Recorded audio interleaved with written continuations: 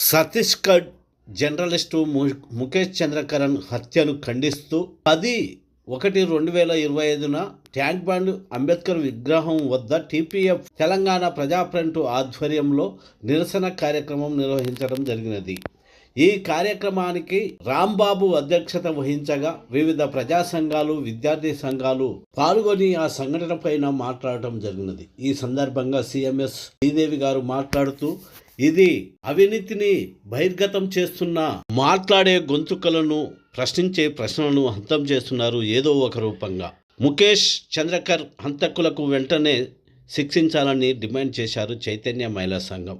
Osmania researcher Azad మాట్లాడుతూ, ప్రజలు, ప్రజా కళాకారులు, కవులు, మేధావులు అందరూ కలిసి ఈ దోపిడీ రాజ్యాన్ని కూల్చటానికి ఒకటి కావాల్సిన అవసరం ఎంతైనా ఉందని మాట్లాడారు. ఈ సందర్భంగా శ్రావణ్, ముత్తయ్య, విజయ్, నాగయ్యలు మాట్లాడుతూ నిందితులను వెంటనే శిక్షించాలని డిమాండ్ చేశారు. ఈ సందర్భంగా అవినీతిని బయట పెట్టినందుకే అతన్ని ఆ కాంట్రాక్టరు అత్యంత పాశవికంగా చంపేసి ఆయన సెప్టిక్ ట్యాంక్ లో పడివేయడం జరిగింది. మొత్తము ఆయన గుండెను బయటకు తీసి అట్లనే ఒక తల ఎముకలన్నీ మొత్తము నుజ్జు అయిపోయినాయి. తర్వాత పక్క ఎముకలు కూడా మొత్తం విరిగిపోయినాయి. మెడ కూడా విరిసేశారు. అట్లా ఏంటంటే ఎవరైనా ముందుకొస్తే, ఎవరైనా ఆదివాసీలకు మద్దతుగా నిలిస్తే ఇదే మీకు గతి పడుతుంది అని చెప్పడాని కోసము, భయపెట్టడాని కోసము ఈ ప్రభుత్వాలు, కాంట్రాక్టర్లు కలిసి చేసినటువంటి హత్య ఇది. కాబట్టి ప్రొఫెషన్ ప్రజల కోసము ఒక నిస్వార్థ సేవ చేస్తున్నటువంటి మనము జర్నలిస్టుల పక్షాన నిలబడాలి. వాళ్ళపై జరిగినటువంటి ఇట్లాంటి హత్యలను మనం ఖండించాలి. తర్వాత మన కలబుర్గి కానీ, గౌరీ లంకేష్ కానీ, ఇంకా అట్లనే హైదరాబాద్లో కూడా గులాం రసూల్ అని ఒక జర్నలిస్టును అట్లనే చంపడం జరిగింది. ప్రజలారా, మనందరి కోసం పనిచేస్తున్నటువంటి ఈ యొక్క జర్నలిస్టులకు మద్దతుగా మనం నిలబడాలి. ఇలాంటి హత్యలను మనం ఖండించాలి. మన సంఘాలు అన్ని కూడా ఐక్యమై ఆ నిందితులకు శిక్ష పడేదాకా మనము ఉద్యమించాలని చెప్పేసి చైతన్య మహిళా సంఘం తరఫున నేను డిమాండ్ చేస్తున్నాను. జోహార్ ముఖేష్ చంద్రకర్, జోహార్ ముఖేష్ చంద్రకర్, జోహార్ గౌరీ లంకేష్, జోహార్ కలబుర్గి. జర్నలిస్టులపై దాడులను ఖండించాలి, జర్నలిస్టుల హత్యలను ఖండించాలి. నా పేరు శ్రావణ్, నేను డెమోక్రాటిక్ స్టూడెంట్స్ అసోసియేషన్ రాష్ట్ర కన్వీనరు. ఇటీవల ఛత్తీస్గఢ్ రాష్ట్రంలో ముఖేష్ చంద్రకర్ అనే ఫ్రీలాన్స్ జర్నలిస్టును అక్కడ రోడ్డు కాంట్రాక్టర్ విషయంలో జరిగిన అవినీతిపై బయటపెట్టినందుకు అతని అతి కిరాతకంగా చంపి సెప్టిక్ ట్యాంక్లో వేయడం జరిగింది. 57 కోట్ల విలువైన కాంట్రాక్టర్ రోడ్డు పనులను దాదాపు 100 కోట్ల పైచిలుకు పెంచి అక్కడ రోడ్డు విషయంలో అవినీతి జరిగిందని ఆయన రెగ్యులర్గా వార్తలు చెప్పడం వల్ల కాంట్రాక్టర్ను అవినీతిని బయటపెట్టడం వల్ల ఆయన చంపడం జరిగింది. ఈ విధంగా అవినీతిపై, అక్రమాలపై కాంట్రాక్టర్లు కానీ, అధికారులు కానీ, ప్రభుత్వాలు కానీ చేసిన అవినీతి అక్రమాలను బయటపెట్టే జర్నలిస్టులను ఎంతమందిని చంపుకుంటూ పోతారు ఈ దేశంలో అని నేను ప్రభుత్వాన్ని డిమాండ్ చేస్తున్నా. ఇంతకుముందుకి అక్క చెప్పినట్టు గౌరీ లంకేష్ కానీ, కల్బురి కానీ ఇంకా ఎంతమంది మీరు జర్నలిస్టులను చంపుతున్నారు? ఒక జర్నలిస్టులు చంపితే 100 మంది జర్నలిస్టులు వస్తారు, 1000 మంది జర్నలిస్టులు వస్తారు. డిజిటల్ మీడియా జర్నలిస్టులు కానీ, సోషల్ మీడియా కానీ ఇట్లా ఎంతమంది జర్నలిస్టుల పైన మీరు హత్యలు చేయిస్తారు? ప్రజల సొమ్ముతోటి, ప్రజల కోసం, ప్రజా సౌలభ్యం కోసం వేస్తున్న రోడ్లపై, ఆ రోడ్డుపై విషయంలో అక్రమాలు జరిగినాయి, అవకతవకలు జరిగినాయి అని ఒక ఫ్రీలాన్స్ జర్నలిస్టు అక్కడ ఉన్న అవినీతిని బయట పెడితే అతి కిరాతకంగా చంపడం చాలా దుశ్చర్యం. ఈ ఒక ఫ్రీలాన్స్ జర్నలిస్టుపై హత్య జరిగి దాదాపు వారం రోజులు గడుస్తున్నా కానీ అక్కడ ప్రభుత్వం ఎలాంటి చర్యలకు తీసుకోకపోవడం ఇది చాలా దుర్మార్గకరం. మెయిన్ స్ట్రీమ్ మీడియా చేయలేదు, ఒక ఫ్రీలాన్స్ జర్నలిస్ట్ చేయడం చాలా గొప్ప విషయం. అట్లాంటి జర్నలిస్టులను మనము ముందుకు ప్రోత్సహించాల్సింది. అట్లాంటి వాళ్ళను చంపివేస్తే కనీసం ఎవరు స్పందించడం లేదు. ఇట్లా జరుగుకుంటా పోతే రానున్న రోజుల్లో ప్రశ్నించే గొంతుకలు అనేది ఈ భారతదేశంలో ఉండే వాటికి ప్రశ్నించే గొంతుకలను కాపాడాల్సిన అవసరం భారతదేశంలో ప్రతి ఒక్కరి మీద ఉన్నది.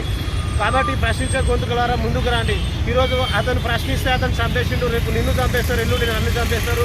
ఈ విధంగా ప్రశ్నించే గొంతుకులను మొత్తం కాలరాజేయాలని ఒక బీజేపీ ప్రభుత్వం కుట్ర చేస్తున్నది. కాబట్టి ప్రశ్నించే గొంతుకల గంటగా నిలబడతాం మేము. ముఖేష్ చంద్రకర్ హత్యను టీపీఎఫ్ హైదరాబాద్ తీవ్రంగా ఖండిస్తుంది. అదేవిధంగా దోషులను కఠినంగా శిక్షించాలని చేసి డిమాండ్ చేస్తుంది. అయితే జర్నలిస్టుల మీద ఏదైతే నిజాన్ని నిర్భయంగా బయటపెడుతున్నటువంటి జర్నలిస్టులని ఆదివాసుల మీద కానీ ప్రజల మీద కానీ మొన్న ఈ మధ్యలో బుక్ ఫెయిర్లో జరిగినటువంటి వేణుగోపాల్ మీద కానీ ఇట్లా అనేక మంది జర్నలిస్టుల మీద నిజాయితీగా ప్రజల పక్షాన నిలబడి పోరాటం చేస్తున్న వాళ్ళ కోసము రాస్తున్న వాళ్ళని ప్రభుత్వ యంత్రాంగము, రాజ్యాంగము, ముఖ్యంగా మతోన్మాదము అధికారంలోకి వచ్చినప్పటి నుండి కూడా ఈ నిజాయితీగా పనిచేస్తున్న వాళ్ళ మీద నిర్బంధం ఎక్కువ కొనసాగుతుంది. ఈ పరిస్థితుల్లో ప్రజలమందరము ఏకమయ్యి ఐక్య ఉద్యమాలు మిగతా అన్ని వామపక్షాలు, ప్రజాస్వామికవాదులు, రచయితలు, కవులు, కళాకారులు అందరూ ఐక్య ఉద్యమాలు నిర్మించాల్సిందిగా కోరుతూ అదేవిధంగా ఈ హత్యను తీవ్రంగా ఖండించాలని మన అక్క చెప్పినట్టుగా గతంలో రసూల్ కానీ ఇంకొక అతను ఢిల్లీలో ఒక జర్నలిస్టుడు కానీ ఇట్లా జర్నలిస్టులమైన నిజాయితీగా పనిచేస్తున్న జర్నలిస్టులమైన ప్రభుత్వ తాబేదారులైనటువంటి కాంట్రాక్టర్లు ఇట్లా నిరంతరం అణచివేతకు గురి చేస్తూ శిక్షించి చాలా దుర్మార్గమైనటువంటి రీతిలో అతని హత్య జరిగింది. నిజంగా మనిషి అన్నవాడు ఎవడైనా ఆ హత్యను తీవ్రంగా ఖండించాల్సిందే. ఇటువంటి హత్యలు జరుగుతున్నాయి అని అంటే ప్రభుత్వము ఫాసిస్టు ధోరణిని తన ఆచరణ ద్వారా విషం వెళ్ళగలుగుతూ ప్రజల్ని నానాహింసలకు గురి చేస్తున్నటువంటి ఈ ప్రభుత్వాన్ని దించేంత వరకు రాజ్యాంగాన్ని పరిరక్షించుకోవాలని. మిత్రులారా, నా పేరు ఆజాద్, నేను ఉస్మాన్ యూనివర్సిటీ రీసెర్చ్ స్కాలర్. ఈరోజు ముఖేష్ చంద్రకర్ అనేటువంటి ఒక యువ డైనమిక్ జర్నలిస్టు హత్య అనేది దేశంలో కల్బుర్గి, గోవింద్ పన్సారే, అదేవిధంగా అనేక మంది దబోల్కర్, అనేక మంది రచయితలు, మేధావులు, మొన్నటికి మొన్న వీక్షణం ఎడిటర్ వేణుగోపాల్పై జరుగుతున్నటువంటి దాడుల్లో భాగంగానే ఈరోజు తన ముఖేష్ చంద్రకర్ యొక్క హత్య జరిగిందనేటువంటి విషయాన్ని మనం భావించాల్సిన అవసరం ఉంది. ముఖేష్ చంద్రకర్ను ఎందుకు చంపాల్సి వచ్చింది అనేటువంటి విషయాన్ని మనం ప్రధానంగా గమనించినప్పుడు అక్కడ బస్తర్ రాజకీయ పరిస్థితులు, తను బస్తర్ జంక్షన్ అనేటువంటి ఒక ఛానల్ని పెట్టుకొని బస్తర్లో కార్పొరేట్ మైనింగ్ దోపిడీకి వ్యతిరేకంగా తను నిరంతరం వార్తలు ప్రసారం చేస్తూ ఉన్నాడు. అక్కడ అదేవిధంగా బస్తర్లో ఎటువంటి పక్షవాత వైఖరి చూపించకుండా ఆదివాసులకు సంబంధించిన విషయాలను కూడా తను స్పష్టంగా నిర్భయంగా బయట ప్రపంచాన్ని చూపిస్తూ ఉన్నాడు. ఇటువంటి పరిస్థితుల్లోనే ఒక కాంట్రాక్టరు 120 కోట్ల రూపాయల అవినీతికి సంబంధించిన ఒక రోడ్డు పనులకు సంబంధించిన అవినీతిని నిర్భయంగా ఎన్ని భయాలకు తను బెదిరింపులకు భయపడకుండా కూడా మొత్తం కూడా బయట ప్రపంచానికి చూపించినటువంటి సందర్భం మన కళ్ళ ముందు ఉన్నది. ఇట్లాంటి సందర్భంలో బీజేపీ ప్రభుత్వం, అక్కడ విశ్వదేవ సాయి ప్రభుత్వం ఉన్నది. తను నిర్భయంగా వార్తలు ప్రసారం చేసినప్పుడు తనపై హత్య చేసేటువంటి అవకాశం ఉందని చెప్పేసి పోలీసులు తను రక్షించాల్సిన అవసరం ఉండే. కానీ వాళ్ళు ఏం చేస్తూ ఉన్నారు? రౌడీలకు కాంట్రాక్ట్లు ఇచ్చేయాలా, గూండాలకు కాంట్రాక్ట్లు ఇచ్చేయాలా, ఒక యువ మేధావిని, ఒక యువ జర్నలిస్టును, ఒక ప్రశ్నించే గొంతుకను హత్యకి ఇవ్వాలా విశ్వదేవ సాయి ప్రభుత్వం, బీజేపీ ప్రభుత్వం కారణమైంది. ఈరోజు ఛత్తీస్గఢ్ ప్రభుత్వం చేస్తున్నటువంటి మారణ హోమంలో భాగంగానే ముఖేష్ చంద్రకర్ హత్యను మనం చూడాల్సినటువంటి అవసరం ఉన్నది. ఎంతో సిగ్గుచేటు. ఆ రాష్ట్ర ప్రభుత్వం దీనికి సమాధానం చెప్పాల్సిన అవసరం ఉన్నది. మీరు గూండాలకు, రౌడీలకు కాంట్రాక్టులు ఇచ్చి జర్నలిస్టులను చంపేటువంటి ప్రయత్నమేనా మీరు ప్రజాస్వామ్యాన్ని కాపాడేది? ఇది ప్రజాస్వామ్య దేశమా లేకపోతే ఇది రౌడీల గుండాల రాజ్యమా అనేటువంటి విషయాన్ని మనం ఈరోజు ప్రశ్నించాల్సిన అవసరం ఉన్నది. మిత్రులారా, ముఖేష్ చంద్రకర్ ఒక్కడే కాదు, ఈ దేశంలో అనేక మందిపై, కవులపై, రచయితలపై ఈ దాడులు ఈ బీజేపీ కేంద్ర ప్రభుత్వం వచ్చినప్పటి నుంచి కూడా కంటిన్యూస్గా ఎవరైతే హత్య చేసిందో ఆ హంతకులకు తక్షణమే ఫాస్ట్ ట్రాక్ కోర్టు ఏర్పాటు చేసి వాళ్ళకు శిక్షణ విధించి మీరు మీ చిత్తశుద్ధిని నిరూపించుకోవాల్సిన అవసరం ఉన్నది. అదేవిధంగా ఇట్లాంటి హత్యలు పునరావృతమైతే మీ ప్రభుత్వాన్ని ప్రజలు, మేధావులు, విద్యార్థులు అందరూ ఏకమై ఈ ప్రభుత్వాన్ని బొందలు పెడతామని చెప్పేసి ఈ సందర్భంగా హెచ్చరిక జారీ చేస్తా ఉన్నాం. అదేవిధంగా మేము ముఖేష్ చంద్రకర్ హత్యకు నిరసనగా దేశవ్యాప్తంగా అన్ని రాష్ట్రాల్లో ఉన్నటువంటి జర్నలిస్టులను, మేధావులను, రచయితలను, కవులను, కళాకారులను అందరినీ ఏకం చేసి ఈ హత్యను తక్షణమే ఆపాలి. ఇట్లాంటి హత్యలు ఇకపై చెల్లవు, ఇకపై జరగకూడదని చెప్పేసి మొత్తం కూడా జర్నలిస్టులను రక్షించడం కోసం ఒక చట్టాన్ని కూడా తక్షణమే తీసుకురావాలని చెప్పేసి ఆ తక్షణం తీసుకొచ్చేంత వరకు కూడా మా పోరాటాన్ని కొనసాగిస్తామని చెప్పేసి ఇట్లాంటి హత్యలను ఈ ప్రభుత్వాలు కొనసాగిస్తుంటే ఈ ప్రభుత్వాలకు తప్పకుండా బుద్ధి చెప్తామని చెప్పేసి ఈ సందర్భంగా తెలియజేస్తా ఉన్నాను. ఇప్పుడు మహేష్, డెమోక్రటిక్ స్టూడెంట్. బస్తర్లో ఎవరైతే ముఖేష్ చంద్రకాంత్ ఉన్నారో అతను మీడియా ద్వారా బస్తరు ప్రజలు ఎదుర్కొంటున్న వాటి పరిస్థితులను, అటు ప్రభుత్వము చేస్తున్న కుట్రలను, కాంటాక్ట్ చేస్తున్న దోపిడీలను ఏవైతే ఉన్నాయో వాటిని నిజాలను వెలికి నిర్భయంగా బయటకు పెట్టినందుకు ఈరోజు ఆయన చంపేసిండ్రు.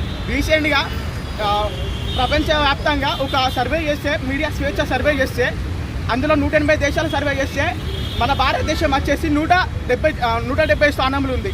అంటే ఏడుంది ప్రజాస్వామ్యం. మన రాజ్యాంగము ఇంత పెద్ద ప్రపంచంలోనే పెద్ద రాజ్యాంగం మనది, ప్రపంచంలోనే లౌకిక రాజ్యం మనది. ప్రజాస్వామ్యం అని గొప్ప ప్రజాస్వామ్యం అని చెప్పేసి మనం చెప్పుకుంటాం కదా. ఇదేం ప్రజాస్వామ్యం? జస్ట్ రాజ్యాంగం రాసుకున్న ప్రజాస్వామ్యమైనా, లేదా దాన్ని ఆచరణ పెట్టే అవసరం ఉందా? మీడియా మిత్రులను చంపేస్తారు. ప్రజల పక్షాన నిలబడి ప్రభుత్వం చేస్తున్న కుట్రలు, నిజ ఆజాలను, వాళ్ళ వైఖరిని తెలిపితే మీడియా మిత్రులను చంపేస్తారా? ఇదెక్కడి న్యాయం అని చెప్పి ముఖేష్ చంద్రకాంత్ మరణం ఏదైతుందో ఆ దుర్మార్గమైన విషయము, అనే 120 కోట్ల రోడ్డు కాంట్రాక్టర్ ఎవరైతే ఉన్నారో అందులో స్కామ్ను బయటపెట్టినందుకు, కేవలం బయటపెట్టినందుకే ఆయన గుండెను చీల్చి పక్కపొక్కలు ఇరగొట్టి ఊపిరితిత్తులను తెరిచి దుర్మార్గమైన మరణాన్ని చేయించుడు, సెప్టిక్ ట్యాంక్లో ఎవరు గుర్తుపట్టే విధంగా సెప్టిక్ ట్యాంక్లో వేసుడు దుర్మార్గమైన విషయము. ఇది బీజేపీ ప్రభుత్వము హస్తం ఉన్నదా, లేకపోతే కాంటాక్ట్ అనేది చేసింది అని చెప్పేసి విచారించవలసిన అవసరం ఉన్నది. కనీసం మన మరణంపై ఇంతవరకు ఎవరు కూడా స్పందించకపోవడం సిగ్గుచేటి. ఇది ప్రతి ఒక్క ప్రజానీకానికి తెలియడానికి ఈ ప్రభుత్వాల వైఖరిని మనం గుర్తించాలి. ఈ స్వేచ్ఛ ఎక్కడ ఉంది, స్వేచ్ఛను కూడా మనం గుర్తించవలసిన అవసరం ఉన్నది. ప్రజలారా అర్థం చేసుకోండి, ప్రభుత్వాల ఒక వైఖరి అర్థం చేసుకొని తిరగబడండి, పోరాడండి. మన స్వేచ్ఛ మనకు కావాలని పోరాడండి, మన నిధులను మనకు కావాలని చెప్పేసి పోరాడండి.